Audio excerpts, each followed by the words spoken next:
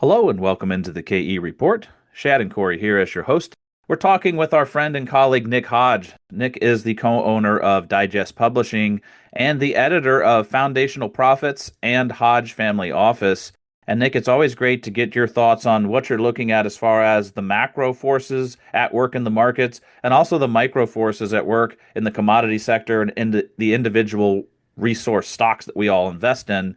But just from a general standpoint, I guess we should mention that we're now post the first Fed cut in 9 months. A lot of people expecting a series of cuts here. We're seeing jobs report information weaken a little bit, but we're also seeing the inflation rate stay particularly sticky, kind of close to 3%. So it puts the Fed in a bit of a pickle. But in this environment where the rate cuts have begun, we've seen a further melt up really across the board in markets. When people see that easy money and that loosening going on, the general markets have screamed to new highs, the Nasdaq, the S&P 500, even the small caps that are dependent on that lower cost of capital have screamed higher in the IWM, the Russell 2000. And we've seen the commodity sector, not across the board, but particularly in the metals, whether it's gold or silver or platinum, palladium, copper, even lithium and uranium getting a lift. So from a big picture standpoint, before we dive into the nitty gritty, any comments you have on the macro landscape, Nick? Growth continues to be good. We printed 3%. I think you'll see close to that again for the current quarter. Told you no recession was on the horizon. Also said that inflation was going to tick back up, and that has happened. Now closer to 3%, as you say, will likely go to 3%. And yet the Fed cut rates, as you also said, which was sort of a cowbell for the market to further inflate assets, whether they are currently in a bubble or not. So, NASDAQ at all-time highs, S&P at all-time highs, gold at all-time highs, crypto even moving with Ethereum and Solana on the move.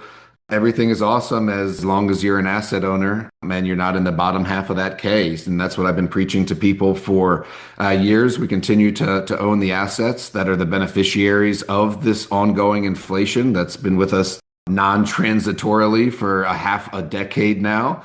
And now you're getting a really solidification of the bull market in metals as evidenced by all the things, right? Inflows to ETFs, prices of the underlying metals and commodities, purchases by central banks, check rating from the US government into rare earths and lithium and on down the line, fast tracking of approvals. And so it's on. You got a bull market across many assets, not just in the natural resources where we dabble. And now it's time to figure out where the value is. I talked about pruning and planting a couple of months ago with you gentlemen. And by the way, it's always good to speak with you on a monthly basis. It helps me clarify my thoughts. And so happy to get into some of those individual sectors where I've been putting money to work for myself and advising subscribers how to do the same. Nick, let's dive into it because right now, look, precious metals, gold, silver have been really the talk of the town for resources because really across the board, the stocks have completely re-rated a couple times, double, triple, almost across the board from the majors to the juniors. But that has a lot of people wondering, is there still a lot of value left in the precious metals stocks, or is it time to start harvesting some of those gains and moving into some of the other commodities or metals sectors? Since we are so metals and commodities focused, where do you see some of the best upside? Yeah, the answer to your question is yes, across the board. Lots of these companies have run. The entire complex has lifted up. If you look at, the GDXJ or some other ETF like that, year to date, it's now doubled. And that's versus an S&P that's up some 13 or 14% for the year, also at record highs. There's stocks that have catalysts ahead. That's the first thing I would point to is where there's still value. Stocks that are drilling, which I've been talking about for the past couple of months, we're now getting early results for either putting out, visual results or, the first of 3 or 4 or 5 holes in some of the companies that I've invested in and follow. Those results are now starting to come out. You've got to do the work and the diligence to know what those companies are. But, some of these companies have catalysts in the very near term, September, October, November, that will allow them to ascend even further. And those results are coming at a time where, as we just said, the underlying prices, silver at 44, gold very close to $3,800 an ounce is meaning that, positive drill results are getting rewarded. So look for those companies that are drilling that haven't had major runs yet, or that haven't gone up on actual news, that have just sort of, as my mentor Jeff Phillips says, flying in the wind, as all the turkeys do in markets like this. You got to do your diligence. You got to listen to folks like yourselves and me and Jeff and Gerardo and other newsletter writers in the space that have their finger on the pulse and know what the individual stories are, because you guys can see it as well as I, even though it's early or halfway through this bull market, I can see some dart throwing going on already. And that's not how I play this game, right? I play this game with 10 to 20 positions and very tactical and very concentrated positions. So I was telling you guys before we recorded, a company we invested in last year, Kingsman Resources, only has a 30 or $35 million market cap. They just put out almost a meter of 1,700 grams per ton silver this morning, and that was inside of like a meter and a half of 1,000 grams. That was the very first drill hole, right? So, and that's in an area in Mexico where there's been consolidation in the past couple of years, billion-dollar deals with Los Gatos. I've mentioned this company to you before in previous months, and look, they got 3 to 5 more holes that are still going to be coming out. And they found, as I just said, mineralization under the water table where Sarco was mining some 50, 75 years ago, right? So more news to come, more drilling to be done, and more catalysts to be had. And then there's a number of stories out there like that still have relatively low market caps relative to what they have in the ground and the catalysts that they have again. And that's a pretty good point to end this portion of my answer on. Is you got to look at market caps, right? Like it's valuation still does matter to an extent in the part of the cycle that we're in. Like I can just click through and look at share prices and charts, and that's one thing, but you got to go deeper, right? Like I was looking at market caps of companies the other day, and some things are getting out of whack. Like, I won't give you names, but I was looking at companies that had two companies that both had like 150 to 170 million dollar market cap, and one is light years ahead of the other, right? And so valuations get out of whack in markets like this, and you gotta do your research and find the ones that are still valued fairly and have room to run higher. And then, and going into other commodities, it was the second part of your question there.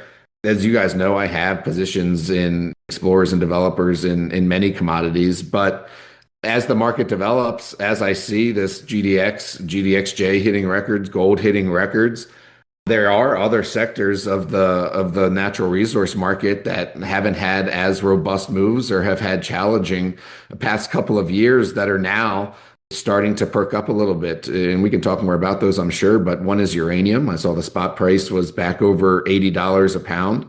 Nowhere near its previous runs to over $100 a pound, and catalysts are lining up there. I'll save more discussion for that until later. And then lithium had a bubble in 2020, 21, 22 that saw lithium carbonate prices go to $80,000 a ton, and they came all the way back down to 8, 9, $10,000 a ton. The sector essentially left for dead, and you're seeing, I guess, green shoots is appropriate considering it's lithium. You're seeing that in the market again, whether that's just last night, rumors of the US government taking a stake in Lithium Americas, and that stock nearly doubling in the aftermarket in one trading session.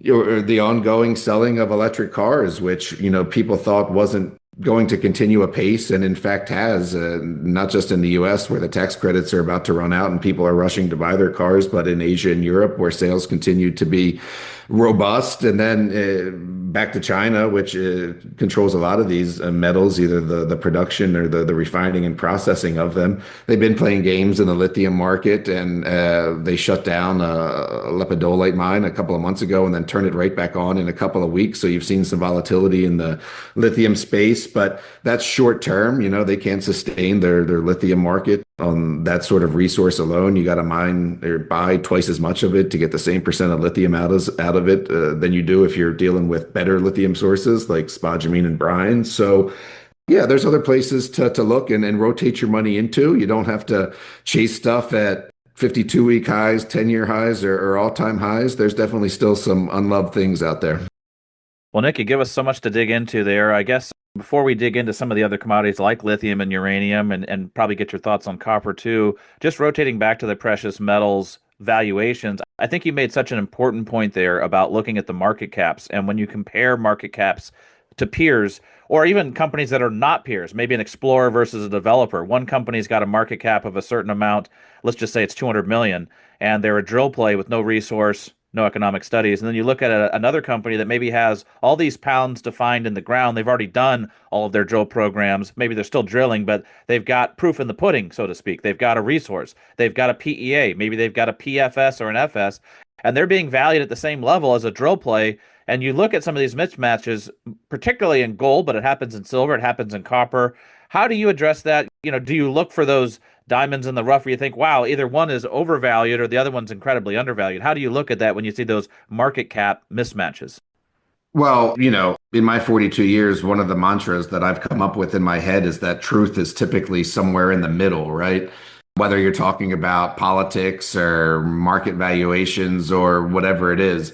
And I'll just give you an example. That's how I typically answer these questions. So I've been looking at a company called Highlander Silver, right? I don't know if you guys are familiar with it, but they're drilling in Peru. They've got a high grade silver asset and they've been putting out wonderful assays. The last one, what was it here, was in the middle of September, 25 meters at 8 grams at 7.4 grams a ton gold and 16 grams per ton silver.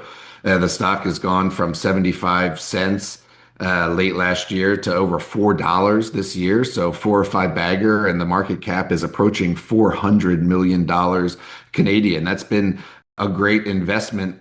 But there's a company right next door called Dara Gold that has just a 10 or $15 million market cap that has been saying for a couple of months now in a sort of a discreet way that, look, we're right next door to Highlander and we've done geophysics and we've mapped these veins and we're pretty sure they continue right onto our property, which is right next door. So no one was paying attention. They sort of put their head down, didn't have enough money to drill, so they've consolidated more land around Highlander Silver. And just in the past 2 months, Dara has gone from 15 cents to 35 cents. And that's a mismatch, right? So the market is starting to figure this out. Like, hey, Dara's next door to Highlander Silver. They've only got a 10 or $15 million market cap, where as Highlander Silver's got a $400 million market cap. And it doesn't take long for these inefficiencies to be sniffed out. I mean, it takes a little bit longer in junior mining than it does on the big board, for example, because there's less eyes and algorithms on it. But nonetheless, people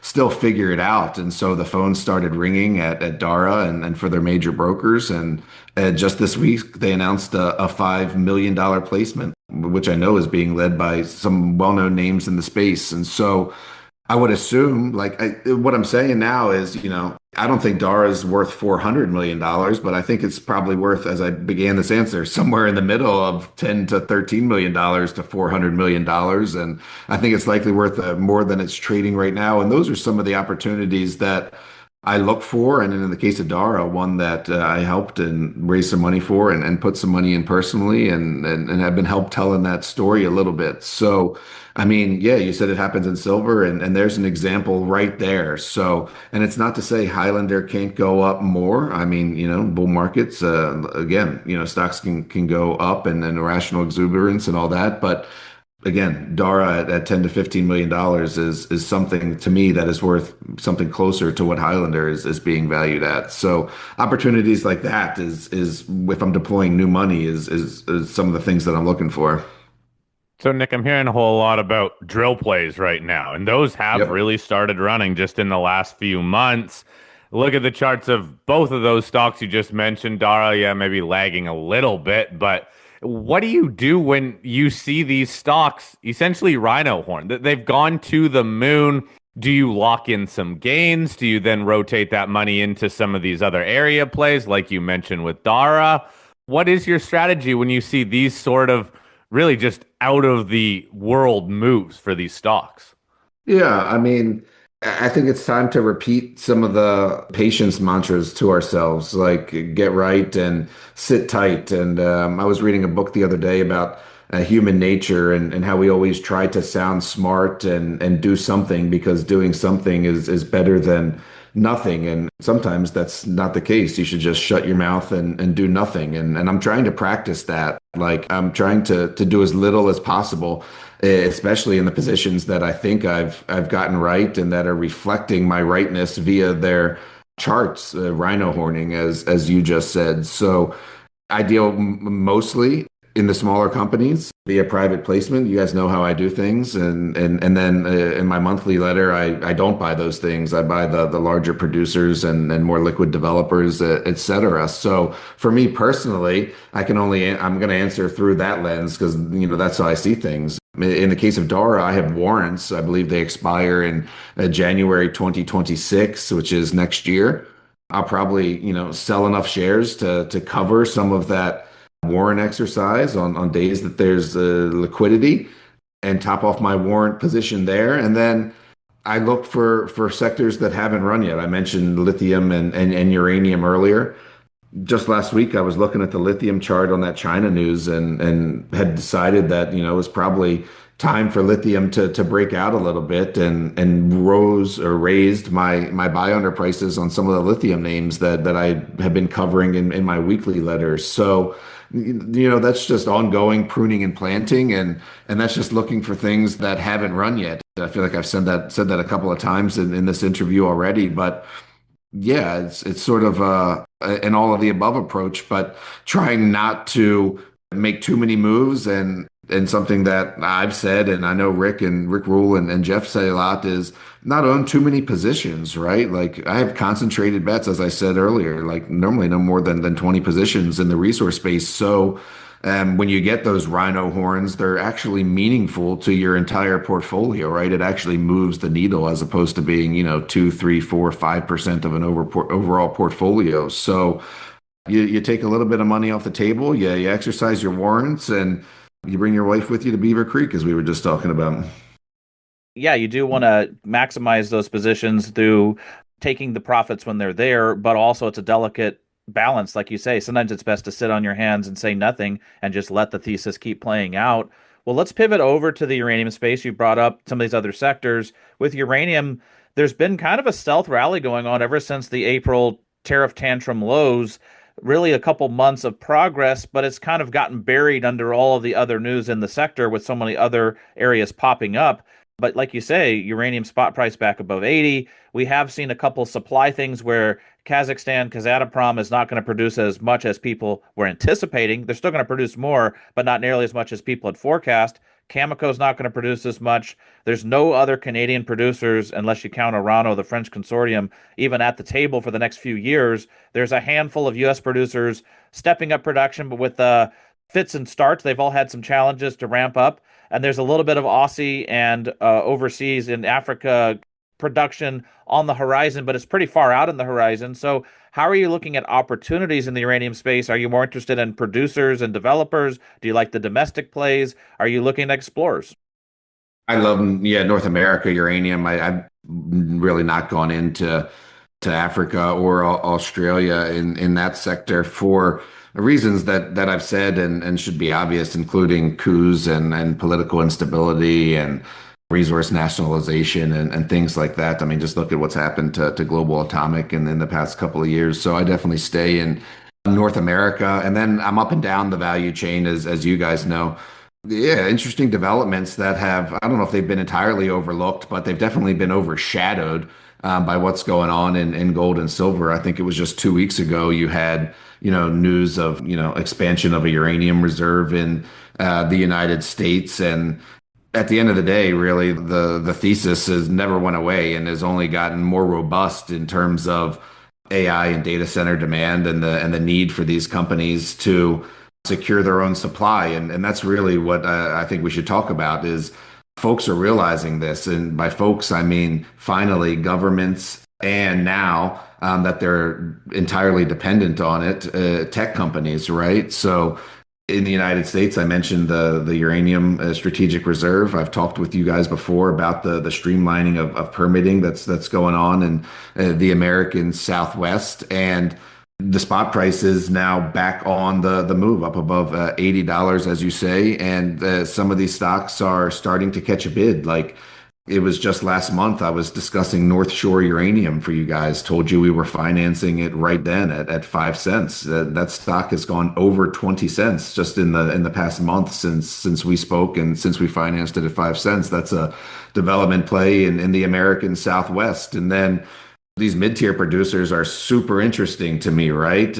We've talked a lot about energy fuels. I'm a shareholder of that for both the uranium and rare earth exposure, but the other guys in that sort of mid-tier arena are doing well as well. Like Encore's a good American uranium production story, and then over at UEC, Amir is doing brilliant things in terms of wanting to become a vertically integrated uranium story. And that's a smart approach given what's going on at the government level, which is resource nationalism. So the government's going to continue to support this sector, and just like they're now supporting other areas of critical resources, et cetera. Like also this week, we got an announcement that they were putting, I think, $250 million, the government, into U.S. antimony, for example.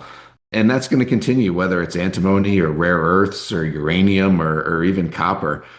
And there's not a lot of places to look. As you guys know, it's very hard to extract uranium. You just mentioned two of the biggest producers, Kazakhstan, Kazatomprom, and Cameco cutting guidance, not being able to produce as much as people thought or as much as they previously guided to. And economics 101 tells you that rising demand and the precarious supply means higher prices ahead, and that's gets reflected in these small and smallish uranium equities with rising stock and share prices, and that's what we're seeing now. Like, look at URNJ. I think I was mentioning that to you last time we talked, and we had a sell-off in uranium. I think the last time it was because Kazakhstan was going to overproduce, right? And I told you last month that URNJ went below 20. I had a buy limit set at 1975. That filled. And I mean, it's been 30 days. What's URNJ trading at now? Closer to $30. I think that's right. Let me punch it in. Yeah, $29, and well, it was over $30 today from below $20 a month ago when I spoke to you. So yeah, uranium is a place that still has room to run. It's the stocks aren't anywhere near their all-time highs. The spot price isn't anywhere near its all-time high. You've still got utilities behind the eight ball that have to come into the market and contract. And every day I see an announcement that's positively and fundamentally bullish for the uranium and nuclear space, whether that's the extension of reactor lives or funding for a new reactor in the UK or New York or wherever it is. The people are finally realizing what I and many others realized 10 years ago, and that's nuclear energy is the real solution to two problems: climate in terms of emissions and baseload power for these grid ambitions that we have in the 2020s here in terms of a build out of a more stable grid for the amount of demand that's coming, as well as for the 1 billion people, I would remind you, that still burn wood and elephant dung to generate heat and energy for their lives. Those folks want electricity, and I believe nuclear is going to be increasingly sought after to provide that. And so that uranium dip a month ago was a gift, and it was one that you should have unwrapped and put away safe.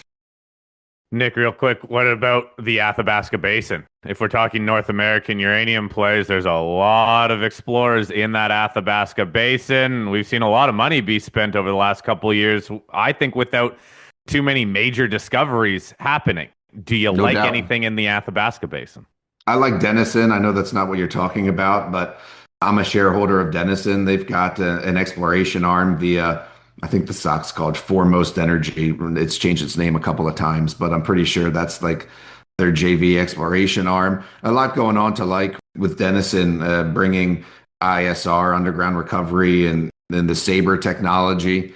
And that stock has doubled for me. I'd have to look up the time frame, but that's been a good one. You're right, Corey. There hasn't been a lot of discoveries, and not for a lack of trying. Like I was a Sky Harbor shareholder for a while. That's a hybrid prospect generator explorer. They had many JVs that haven't turned up anything But that's not to say that things aren't going to be found. I think that, Kosa is doing good work in Athabasca and elsewhere. And there's been some consolidation in the space. I think that people forget. Like, I think I just saw Atha Energy announce a discovery today or yesterday. So things continue to happen. Money continues to get spent.